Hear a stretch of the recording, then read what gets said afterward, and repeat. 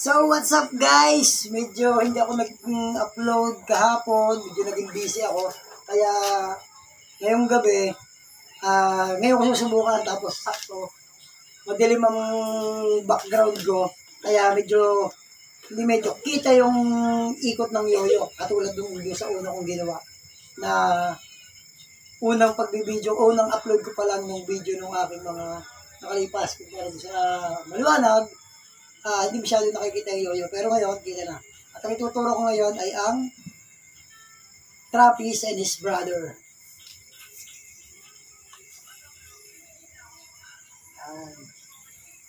Dito.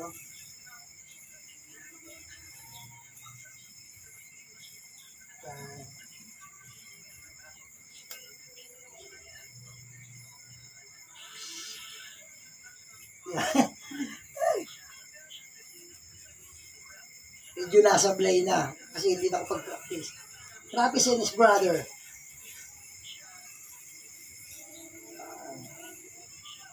Kabalik mo lang siya. Kailangan, pag sabot mo siya ng Trappist, babak mo naman siya gamit ang ituturo sa kabila. Diba? So, ganun lang ang gagawin natin.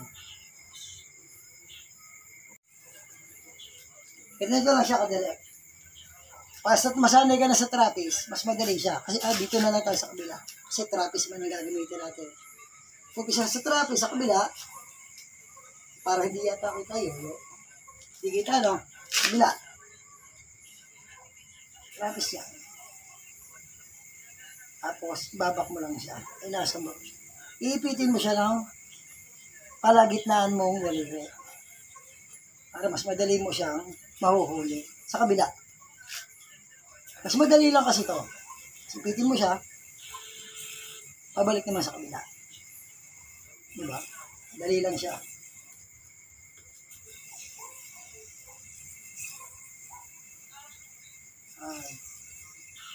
Tapos balik ulit sa kabila. Ganun lang siya. Laging i-ready mo lang, tapos hawakan mo ito dito sa kabila.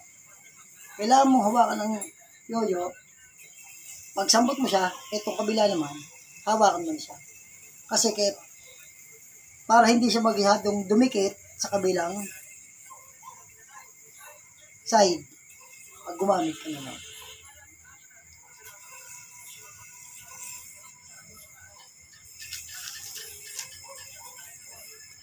Diba? Trappist and his brother. Trappist and his brother. Babak mo lang siya. Basta lagi mo hahawakan itong kabila mo. Itong kabitan ng string para hindi siya magiging sagawan. Kasi kapag ganito lang ginamit mo, sasabit siya ng ganyan. Diba? Hindi mo makukuha yung tricks na yun. So, yan guys. Okay na.